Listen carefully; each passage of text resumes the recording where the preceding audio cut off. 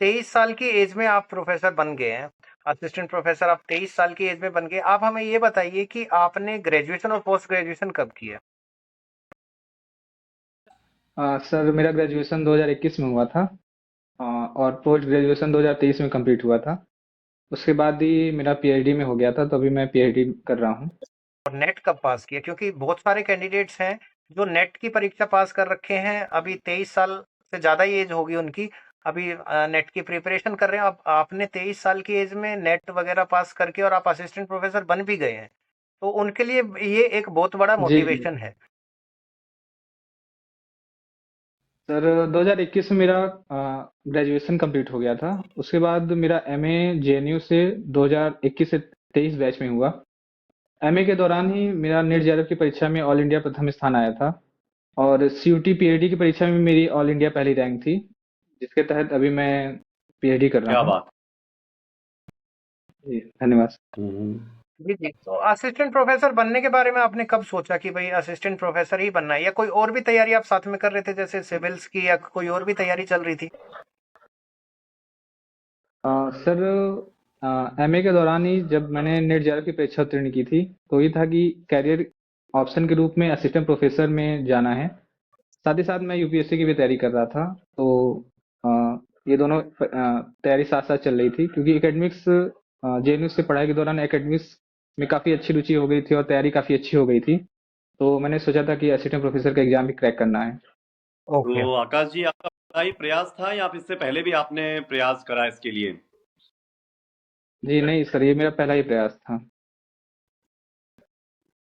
बहुत अच्छा लगा जान के, आपसे बात करके बहुत अच्छा लग रहा है। अच्छा, आप ये बताइए कि जब आप लाइक 10th क्लास में पढ़ते थे, तब आपका क्या रिजल्ट हुआ करता था, और क्लास 12th में आपका क्या रिजल्ट हुआ करता था? तो किस तरह से आप बढ़े, या आप हमेशा से ही इतने टैलेंटेड व्यक्ति रहे, टैलेंटेड स्टूडेंट्स रहे हैं? सर 10th में तो मेरे 91 परसेंटेज थे, और 12th में हम्म। 86.4 थे। तो उसके बाद ग्रेजुएशन मैंने किया, वो लगभग 80% से उत्तीर्ण किया था।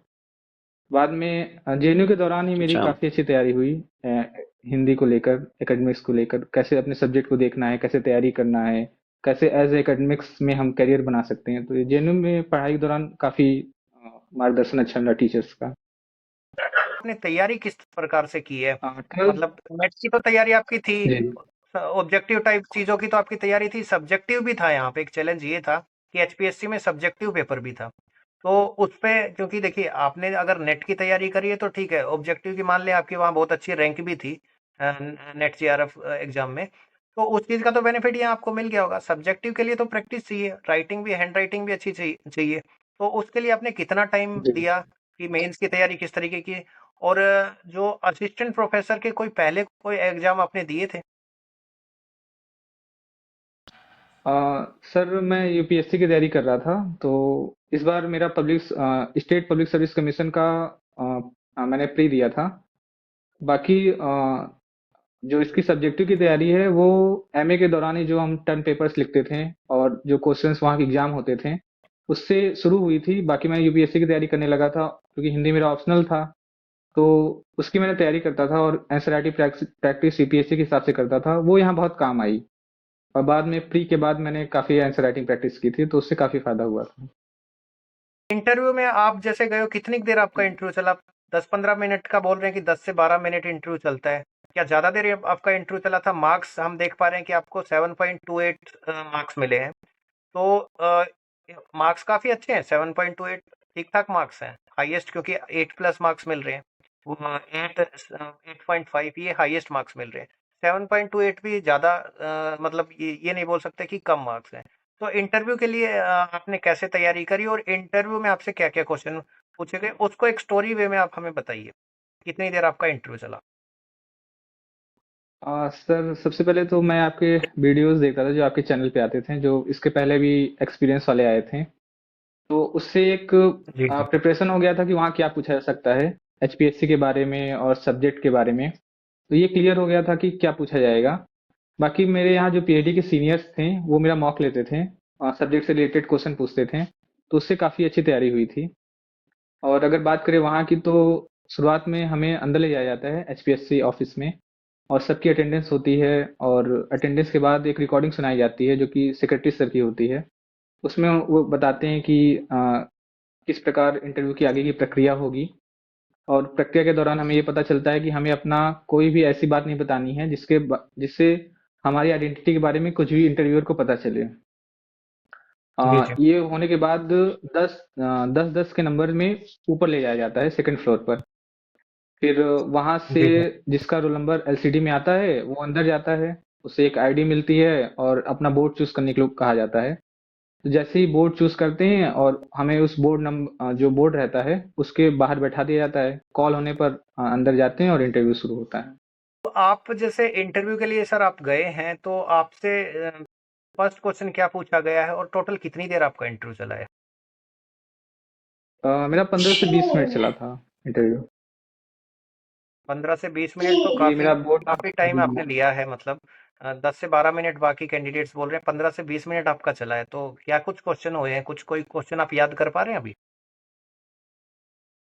जी सर, हिंदी के सारे जो कालक्रम हैं, चाहे आदिकाल, मध्यकाल, आधुनिक काल, उन सब से काफी क्वेश्चन पूछे गए थे, और हिंदी नवजागरण पे उन्होंने पढ़ाने के लिए कहा था। तो उसके बाद भी उस पर क्रॉस क्वेश्चन हुए थे काफी, जैसे उलटबासी, संत काव्य धारा, छायावाद, इन सब पे काफी क्वेश्चन हुए थे। ठीक है। कुछ क्वेश्चंस के लिए क्या आपने मना भी किया कि आप नहीं बता पा रहे? जी, एक दो क्वेश्चन ऐसे थे जिसके बारे में मैंने उनसे माफी मांगी थी और कहा था सर मुझे नहीं आता। इंटरव्यू होने के बाद आपका क्या एक्सपीरियंस है? जैसे आप इंटरव्यू हॉल से बाहर आए, तो आप क्या फील कर रहे थे? क्या आपको चांसेस लग रहा था होने के आपके? सर इंटरव्यू काफी सहज हुआ था, टीचर्स काफी सहजता से क्वेश्चन पूछ रहे थे, तो अच्छा ही लग रहा था, और लग रहा था कि हाँ अच्छे मार्क्स आएंगे। और तो और मेंस भी ठीक गया था, तो लग रहा था कि मतलब होने की संभावना है। बाकी तो फाइनल डेट आने के बाद ही बहुत खुशी हुआ था, और सर से मैंने तो कल रात में ही पूछा था कि सर क्या कट ऑफ जा जी, जी। सकती है, हाँ, तो सर कल ने आपका बताया था मैसेज कि हाँ मेरे हो पास आया जाएगा। था, तो हमने इनको बताया भी था, इन्फॉर्म किया था जी। कि मार्क्स आपके काफ़ी अच्छे हैं और सिलेक्शन होगा बिल्कुल आपका। तो बहुत-बहुत बधाई आपको, बहुत बड़ा दिन है आपके लिए आज का दिन। बाकी और आप क्या-क्या आपकी धन्यवाद सर। आपकी क्या-क्या हॉबीज़ हैं? सिर्फ़ पढ़ते ही रहते हैं या फिर और भी कोई हॉबीज़ हैं, कोई शौक भी रखते हैं? नहीं सर, मुझे पढ़ना और क्रिकेट देखना काफी पसंद है, खेलना भी, तो मैं क्रिकेट देखता हूँ और खेलता हूँ। Okay, okay. एक्चुअली बच्चों के मन में क्या है, आकाश जी, हाँ, मैं आपसे क्वेश्चन पूछना चाहूंगा कि बच्चों के मन में एक मिथ रहता है कि भाई 8 घंटे पढ़ो, 10 घंटे पढ़ो, तो बड़ा एग्जाम निकलता है। तो आपकी क्या स्ट्रेटेजी रही इसके लिए? आप कितने, मीन्स कहते हैं ना कि लोग बच्चे उसको घंटों में तोलते हैं पढ़ाई को, तो आप उन बच्चों को क्या मैसेज देना चाहेंगे? आने वाले कैंडिडेट्स को क्या मैसेज देना चाहेंगे इस प्लेटफॉर्म के माध्यम से? सर टारगेट ओरिएंटेड मेरी पढ़ाई रहती थी कि मुझे कितना पढ़ना है, क्योंकि एग्जाम का सिलेबस एक निर्धारित है, क्योंकि इस एग्जाम में यूजी नेट जेआरएफ का सिलेबस था। तो उसकी तैयारी तो मेरी पहले हो गई थी, रिवीजन करना था, तो टारगेट ओरिएंटेड रहता था कि इतने दिन में इतना रिवीजन कर लेना है, और प्रैक्टिस करना है एमसीक्यू की, बाद में सब्जेक्टिव के लिए टाइम बनाकर आंसर राइटिंग करना है। तो टारगेट बेस्ड रहता था, घंटे वाइज नहीं होता था, क्योंकि हम लोग के पीएचडी के भी काम रहते थे, सेमिनार अटेंड करना रहता था। तो टारगेट रहता था कि हाँ इतने दिन में ये इतना कंप्लीट कर लेना है, ताकि आगे मतलब बर्डन ना हो जाए सिलेबस का। जी, एक क्वेश्चन मैं पूछना चाहूँगा सर, क्या ज़्यादातर टाइम आप लाइब्रेरी में भी स्पेंड करते थे या रूम पे स्टडीज़ कर लेते थे? या दिन में स्टडी करते थे या रात में? मतलब ऐसा कुछ भी है कि भई रात में ही स्टडी करना ठीक रहेगा या दिन में स्टडी करना सही रहेगा? या लाइब्रेरी जाओ प्रॉपर वहाँ पे प्रॉपर जो है हर रोज़ टाइम से जा रहे हो, रूटीन फ़ॉलो कर रहे हो? तो कौन-सा आप बेस्ट बताओगे तरीका? सर मेरी तो इस प्रिपरेशन तो रात में, लाइब्रेरी हाँ चौबीस जी। घंटे ओपन रहती है, तो कोई ऐसे टाइम टाइम का वो नहीं रहता था। जी, जी। जब आपका रिजल्ट आया, तो आपने जैसे इंटरनेट पे देखा होगा, तो आई थिंक मुझे लगता है आपके पेरेंट्स को और आपकी खुशी का एकदम लेवल बहुत ऊपर हो गया होगा। तो आप वो थोड़ा हमारी ऑडियंस के साथ साझा करेंगे, आपका उस समय क्या एक्सपीरियंस था जब आपका रिजल्ट आया? क्योंकि ऑडियंस वेट कर रही है, आपका सर वो बहुत वाव मोमेंट इंतजार कर रही है। नहीं सर, बहुत अच्छा लग रहा था, और सर ने तो कल ही आश्वस्त कर दिया था कि सिलेक्शन हो जाएगा। तो सर काफी अच्छा था, कल भी सर ने काफी वो, और आज भी सर ने मैसेज किया था कि आपका हो गया, तो काफी अच्छा लग रहा था। जी। आपका रिजल्ट आपके पेरेंट्स का क्या रिएक्शन था? जी, सर उन्हें बहुत अच्छा लग रहा था। उन्हें काफ़ी खुशी हुई बात सुनकर। हम्म। मतलब फिर घर में तो बहुत ही अच्छा माहौल हो गया होगा, लड्डू वही सब मिठाइयाँ बंटनी शुरू हो गई होंगी फिर तो, कि भाई बेटा हमारा जी सर। प्रोफेसर बन गया है जी। ना? सर आप इस प्लेटफॉर्म के माध्यम से अपने ऑडियंस को क्या बताना चाहेंगे, बच्चों को कैसे तैयारी करनी चाहिए? कई सारे अभी और भी इंटरव्यूज चल रहे हैं, वो किन किन सावधानियों से, मतलब क्या क्या प्रिकॉशंस उनको लेने चाहिए, जिससे जो भी गलतियां वो कर सकते हैं उन गलतियों के लिए आपने बताया कि कैसे क्या वो तैयारी करें, जिससे उनका भी आप जैसे ही लाइन में वो भी आपके साथ आके खड़े हो सकें। तो आप मेरी ऑडियंस को क्या बताना चाहेंगे, हमारे व्यूअर्स के लिए प्लीज कोई अच्छा सा मैसेज दीजिए। सर इंटरव्यू के दौरान एकदम सहज रहना है। वो क्वेश्चन पूछ रहे हैं तो उन्हें उनका जवाब देना है, और एक तैयार करके जाना है टॉपिक। कुछ स्टूडेंट को टॉपिक दे रहे हैं और कुछ को, क्योंकि सिलेबस पूरा कंप्लीट करना है, रिवाइज करना है। जैसे मेरे केस में हुआ था कि उन्होंने मुझे खुद टॉपिक दिया था हिंदी नवजागरण पर पढ़ाने के लिए। तो अपना सिलेबस कंप्लीट करके जाना है। जी वहाँ जी। सहज रहना है। कुछ क्वेश्चन ऐसे रहेंगे जो नहीं बता, मतलब होते हैं ऐसे एक दो क्वेश्चन जो मतलब नहीं आते उस समय। तो उनके लिए सहजता के साथ माफी मांग के कहना है कि सर मुझे नहीं आता, मैं घर जाके पढ़ूंगा। तो मतलब एकदम सहज रहना है इंटरव्यू के दौरान। प्रेशर नहीं लेना है। क्या आपसे एनईपी वगैरह भी पूछा गया था? हरियाणा जीके भी पूछा गया था क्या आपसे? नहीं सर, मुझे हरियाणा पर्यटन के बारे में पूछा गया था। हरियाणा आर्कियोलॉजिकल साइट्स के बारे में पूछा गया था। ओके। और आपने जो पीएचडी से रिलेटेड भी बताया उनको कि आप पीएचडी भी कर रहे हैं, तो क्या पीएचडी रिसर्च से रिलेटेड क्वेश्चंस भी आए थे? यस सर, पीएचडी के टॉपिक, लिटरेचर रिव्यू, पीएचडी का क्या आउटकम आएगा, उसकी सैद्धांतिकी क्या है, इन सबसे क्वेश्चन आए थे। तो पीएचडी का मतलब आपने बताया कि 15 से 20 मिनट आपका इंटरव्यू चला है, उसमें से पीएचडी के रिसर्च से रिलेटेड जो क्वेश्चन हो गए, सब्जेक्ट के क्वेश्चन हो गए, मैक्सिमम आपसे क्या पूछा गया? क्या सब्जेक्ट पूछा गया, या रिसर्च वाला पार्ट पूछा गया, या एनईपी पूछा गया, या हरियाणा के करंट अफेयर या नेशनल इश्यूज पूछे गए? सबसे ज्यादा क्या पूछा गया? सबसे ज्यादा सब्जेक्ट के बारे में पूछा गया, क्योंकि 3 सब्जेक्ट एक्सपर्ट हैं और सभी ने क्वेश्चन पूछे थे, तो सबसे ज्यादा तो सब्जेक्ट के बारे में पूछा गया था। मतलब हम कह सकते हैं कि 80% आपसे सब्जेक्ट के बारे में पूछा गया, 10-20% आपसे रिसर्च के बारे में जी पूछा सर। गया होगा। आप पीएचडी कर रहे हैं तो जी। आपका इंटरव्यू मतलब सब्जेक्ट और रिसर्च इसी में गया आपका, है ना? 15 से 20 मिनट। जी। जी, वो पूछते हैं कि अभी आप क्या कर रहे हैं, तो उससे संबंधित क्वेश्चन पूछते हैं वो लोग। एचपीएससी में आपने क्या डेमो भी आपसे बोला गया कि आप अपना कोई टॉपिक पढ़ा के दिखाइए? नहीं सर, उन्होंने दिया था हिंदी नवजागरण पर, मुझसे उन्होंने खुद दिया था पढ़ाने के लिए। तो वो आपने प्रॉपर पढ़ाया? जी। स्पेसिफिकली ये बताइए कि बोर्ड बोर्ड पे जब आप टॉपिक पढ़ा रहे हैं, तो क्या सबसे पहले आपको जाके डेट डालनी चाहिए, या फिर बोर्ड पे आपने जो है जो भी टाइम पीरियड है वो मेंशन करना है, या क्या क्या चीजें, क्या क्या सावधानी बरतनी है वहां पे, बोर्ड वर्क कैसे करना है, वो उसके बारे में थोड़ा बताइए। जी, सबसे पहले चूंकि मेरा हिंदी था सब्जेक्ट, तो मैंने तो दिनांक डाला था, और विषय हिंदी, हम्म। और जो टॉपिक दिया था उन्होंने प्रकरण करके हिंदी नवजागरण डाला था। और हिंदी नवजागरण ये किसका पारिभाषिक टर्म है, इसकी इसका टाइम पीरियड क्या है, इसकी क्या विशेषताएं हैं, एक दो पॉइंट मैंने इंडिकेट किया था। तो उन्होंने कहा कि इंडिकेट नहीं करना है, बोलकर पढ़ाना है। तो मैं उनकी तरफ अभिमुख होकर पढ़ाने लगा था। तो मतलब टॉपिक लिखकर पढ़ाने लगना है, मतलब सिर्फ ब्लैक बोर्ड पे नहीं लिखना है, उन्होंने मुझे कहा था ये इंटरव्यू के दौरान।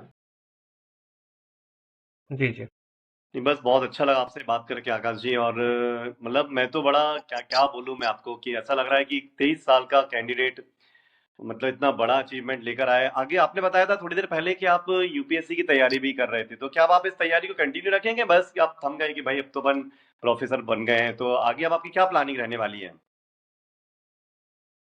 सर मैं कोशिश करूंगा कि वो, मतलब वो यात्रा भी अपने मतलब परिणाम तक पहुंचे। ये असिस्टेंट प्रोफेसर 2024 भर्ती का मुझे लग रहा है कि सबसे यंगेस्ट हैं ये सर, जो है 2024 वाली भर्ती है। 23 साल की एज में मतलब प्रोफेसर बनना बहुत बड़ी बात है सर ये। बहुत बड़ी बात है, सही, बहुत बड़ी बात है ये। अभी बस आप तो इस चीज का इंतजार कर रहे होंगे कि भाई जल्दी से अपने कॉलेज में जाके बच्चों को हैंडल करें, है ना? अब आप शायद इसका इंतजार कर रहे होंगे। जी सर। तो यूपीएससी का भी कोई अटेम्प्ट दिया आपने अभी तक? सर मैंने एक अटेम्प्ट दिया था, एक अटेम्प्ट दिया था। ओके। तो वहां सफलता मिल पाई या नहीं मिल पाई, किस लेवल तक पहुंचे, प्री वगैरह क्लियर हुआ?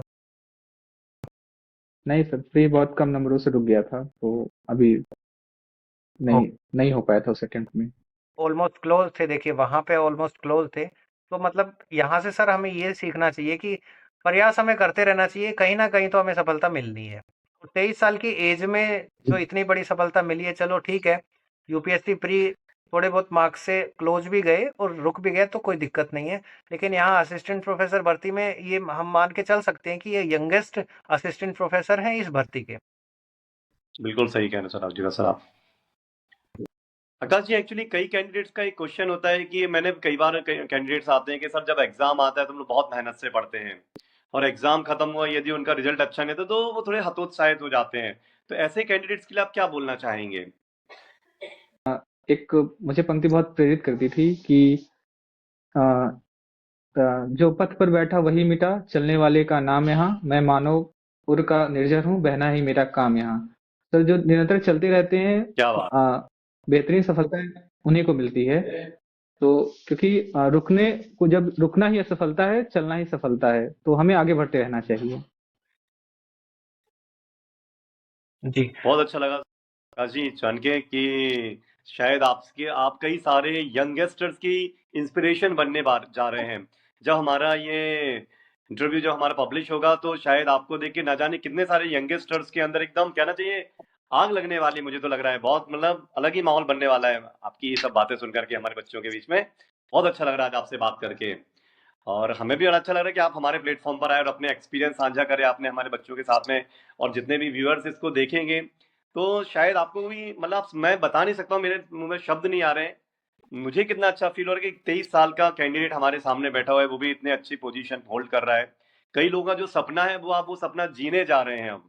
तो बहुत अच्छा लगा।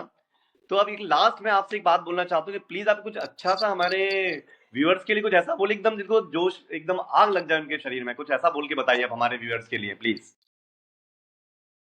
सर, सबसे पहले तो मैं जगत सर को धन्यवाद दूंगा जिन्होंने मुझे अपने प्लेटफॉर्म पर बुलाया।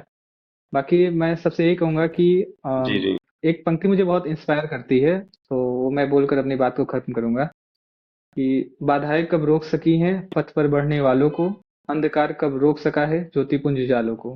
तो हमें निरंतर आगे बढ़ना है, सफलताएं तो एक न एक दिन मिलेंगी ही। एक ना एक बहुत दिन अच्छा। जरूर मिलेंगी। जी।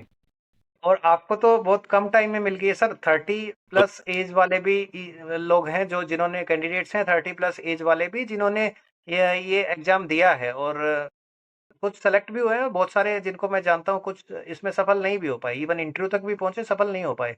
तो उनके लिए भी, और जो नेट के भी जो कैंडिडेट्स हैं जिनकी एज 20, 22, 23 साल है, उनके लिए तो इंस्पिरेशन है। और उनसे उन्हें भी ये सीख लेनी चाहिए इनसे कि भाई हमें कंटिन्यू लगे रहना है और एक ना एक दिन बिल्कुल। सफलता जरूर मिलेगी। कभी आपको सफलता हो सकता है जल्दी भी मिल जाए, जैसे यूपीएससी इन्होंने दिया, प्री ऑलमोस्ट क्लोज भी पहुंचे, वहां ये निराश नहीं हुए, असिस्टेंट प्रोफेसर का दरवाजा इनको खुला मिला, ये यहाँ पे आ गए और 23 साल की एज में बहुत अच्छा इन्होंने एग्जाम दिया और क्वालिफाई भी किया, रैंक भी इनकी काफी अच्छी है, इंटरव्यू में भी अच्छे मार्क्स मिले इनको।